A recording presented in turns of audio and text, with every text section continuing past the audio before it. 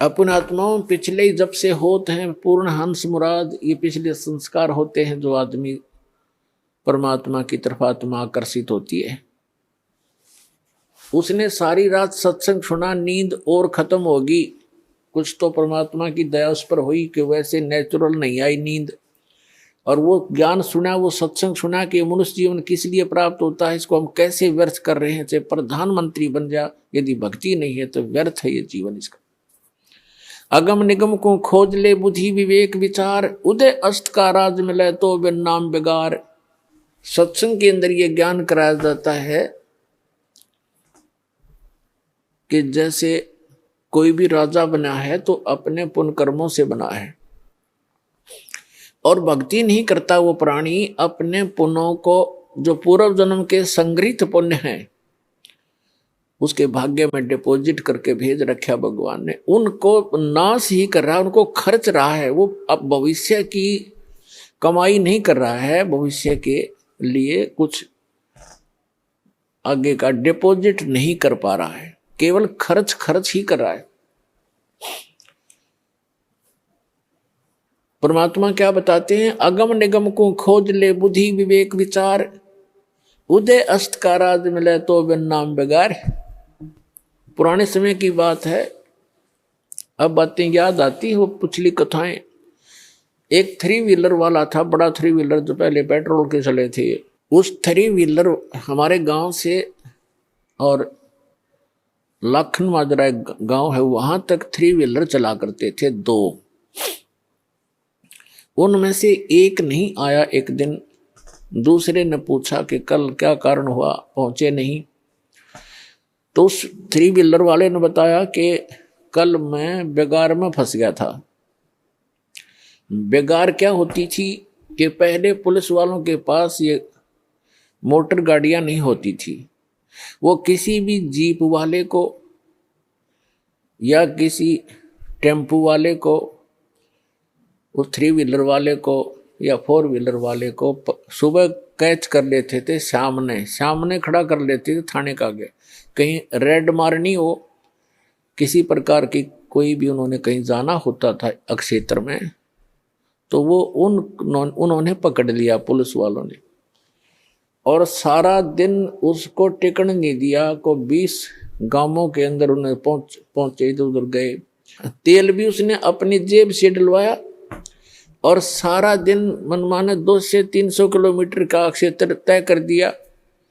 आम आदमी तेनो दिखा बड़ा स्पीड से चल रहा है, बड़ी कमाई कर रहा होगा, और कर रहा था अपने ही पल्ले से खर्च कर रहा था। तेल का भी कमाई तो थी नहीं उस दिन।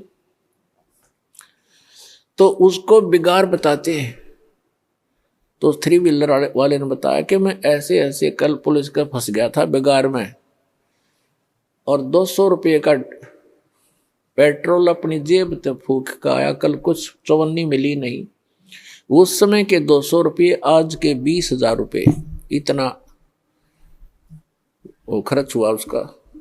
तो पुण्यात्माओं, जो आज कोई भी उच्च पोस्ट प्राप्त है, कोई डॉक्टर है, इंजीनियर है, चीफ इंजीनियर है, IPS है, IAS है, जज लगे हैं, मंत्री हैं, मुख्यमंत्री हैं, प्रधानमंत्री हैं, या MLA MP बने हैं, या अन्य कोई अच्छे व्यावसायिक व्यक्ति हैं, धनी हैं, तो वो क्या करते हैं, जैसे परमात्मा उनके लिए बताता है कि अगम निगम को खोज ले, भविष्य के बारे में कुछ सोच,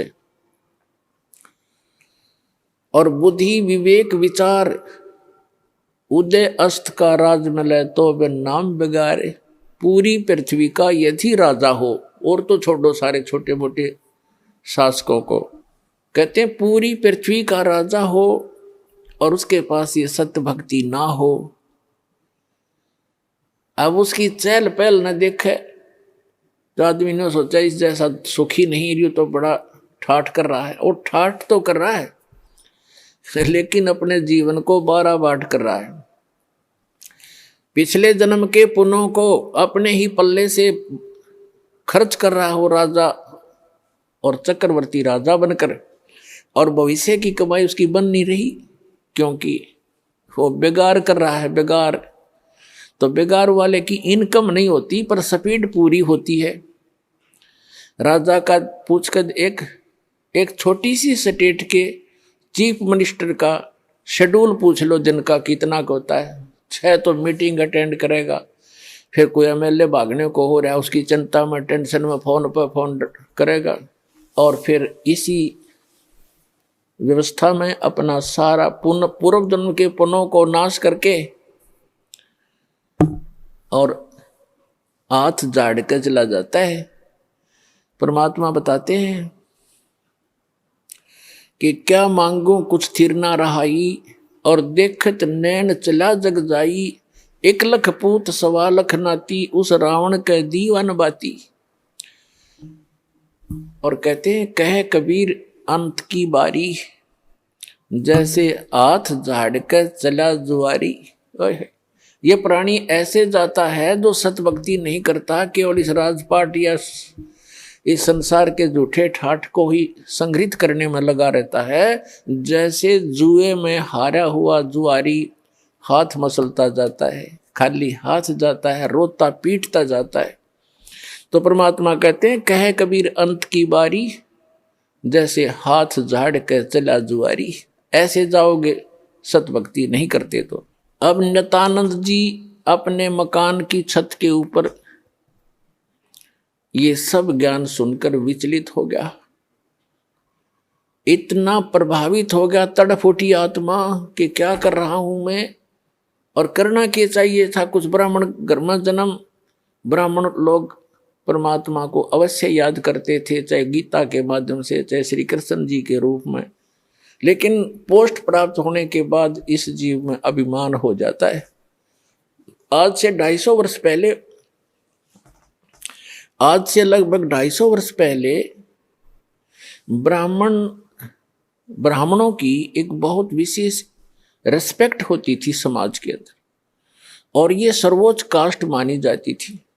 इस कारण से भी अभिमान एक ब्राह्मण के घर जन्मे व्यक्ति में स्वाभाविक हो जाता था कि मैं ब्राह्मण घर में जन्मा हूं, ब्राह्मण कुल में जन्म है। दूसरे फिर वो तहसीलदार की पोस्ट। अब ये 2 जबरदस्त बाधा उसके साथ अड़गी। एक तो ये कि हम तो जगत के गुरु ब्राह्मण, और एक सिंपल संत कहीं बैठकर कोई ज्ञान सुना रहा है और बता रहा है कि गुरु बिन माला फेरते, गुरु बिन देते दान, गुरु बिन दोनों निष्फल हैं, चाहे पूछो वेद पुराण। राम कृष्ण से कौन बड़ो उन्हों भी गुरु कीन, 3 लोक के वे धनी गुरु आज्ञा थी। उधर से ये बातें कचोट रही उसको कि गुरु के बिना बात नहीं बने, और उधर से वो कह रहा कि मैं तहसीलदार और ब्राह्मण, और कैसे जाके एक संत के सामने, सिंपल मैन के सामने अपना शीश नवाऊं, जाके कैसे नतमस्तक होऊंगा, नहीं जाऊंगा। फिर वो बातें याद आती है कि कबीर हरि के नाम बिना ये राजा रसब हो, माटी लदे कुम्हार के, और घास ना नीरे कोई। परमात्मा की वो बातें याद आती, सत्संग के वचन के भक्ति नहीं करी तो जीवन नाश हो गया। और गुरु बनाने जाता है तो कुल के लोग क्या कहेंगे, ऊपर से तहसीलदार, और कैसे शीश निभाऊं जाके। अंत में पुण्यों की विजय हुई, पाप की हार हुई। उसके पुण्यों ने प्रभाव डाला, उसको सद्बुद्धि आई कि यहां किसी के घर में संत आएगा तो नाम नहीं लूंगा। उस संत के बारे में जानकारी प्राप्त की कि ये कौन सत्संग कर रहा था, क्या हो रहा था रात्रि में, ये संत कौन है, कहाँ से आता है। उसका पता चला कि यहीं से 2 किलोमीटर की दूरी पर, नारनौल से 2 किलोमीटर की दूरी पर बाहर बनी में जंगल में इनका आश्रम है। तो नित्यानंद जी ने सोचा कि सुबह सुबह चला जाऊंगा वक्त से, उस समय तक गांव के नगर के लोग कोई नहीं पहुंचे होंगे और किसी को पता नहीं लगेगा कि तहसीलदार और ब्राह्मण किसी का चेला बन गया, और वक्त से जाके नाम ले आऊंगा, फिर अपना भजन कर लिया करूंगा। तो इस उद्देश्य से वो वक्त से उठा अगले दिन, नेक्स्ट डे और घोड़े पर सवार हुआ, मुंह अंधेरे वक्त से पहुंच गया, जा रहा था आश्रम की तरफ। उधर से वही संत, क्योंकि रात्रि के समय तो वो अपना सज धज कर जैसे भी कपड़ा उपड़ा लाल पीला बांध के और गया था। उस समय वो सिंपल एक सफेद धोती लपेट के और सिर के बाल मुंडवा रखे थे, उसने उस तरह फिरवा रखा था संत जी ने। गुमानी दास नाम था, वो विष्णु उपासक वैष्णु पंथ के संत थे। और उस समय ये सोन को सोन गणे मान्या करते ब्राह्मण लोग खास कर। अब वो ये सोचकर चला था कि आज मैं अपने मेरा जीवन सफल करने जा रहा हूं, जैसा कि उसने सत्संग में सारे पहलुओं पर ज्ञान सुना था। आज मैं एक अनमोल काम करने जा रहा हूं अपने जीवन का। और सामने से क्या देखा कि एक कचकोला कति कोरा उस तरह फिरवाया आदमी आवे। तो उसने अपने मन में जोड़ जुगाड़ किया कि देख ये कैसा मनुष्य व्यक्ति सुबह सुबह टकराया, मुझे मूंड मंडवा रखा इसका। क्योंकि मूंड तकरीबन ऐसे मंडवाते थे जिसका कोई मृत्यु हो जाती है, उसको अपशकुन माना करते। तो फिर उसने सोचा भी वापस तो मुड़ूंगा नहीं, बार बार दाव लगे नहीं। तो उसने अपने ही सोच से क्या सोचा कि चल इस सोन को सोन के अपना कुछ जंतर मंत्र सोचा। उसने क्या सोचा, घोड़े के निकट जब वो व्यक्ति आया, शीश मुंडवा रखा था जिसने, मूंड मुंडा रखे थे, बाल कटवा रखे थे, उस तरह फिरवा रखा था। उसके निकट घोड़ा रोक के और सिर में मारे ऐसे आंगली टोले मारा, टोले बोला रे नो टोले मारे ने बोला मनुष तने आज जाना था मेरे आगे, मैं तो एक बहुत जरूरी काम में जा रहा था, तू कहाँ मर रहा सामने। अब वो संत उसके मुंह की तरफ देखे कि दिखे था सज्जन आदमी, और यू करे मेरे गिल बकवाद के करा इसने बता शर्म टोले मारे मेरा। अब के बोला भाई संतों के साथ तो एक दो रोज खसनिए आया करें जंगल में। वो संत उसकी तरफ देख कर चलता पड़ा। अब वो पहुंच गया डेरे में। वहां एक दो चेले रहते थे, उन्होंने देखा भी कोई अच्छा अफसर आ गया, घोड़े पर तो अफसर का ही आना होता है। वो नीचे उतरा, घोड़ा वृक्ष से बांध कर पूछा कि भी महाराज जी कहाँ हैं। संतों उन भक्तों ने कहा जी आ जाओ बैठो। वहां बिछा दिया जैसा भी बिछोना होता है आश्रम के अंदर।